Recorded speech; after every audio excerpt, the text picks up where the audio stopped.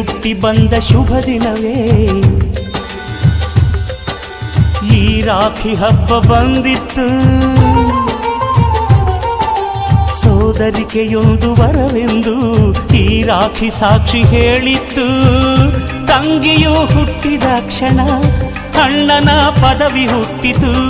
ತಂಗಿಯು ಹುಟ್ಟಿದ ಕ್ಷಣ ಅಣ್ಣನ ಪದವಿ ಹುಟ್ಟಿತು.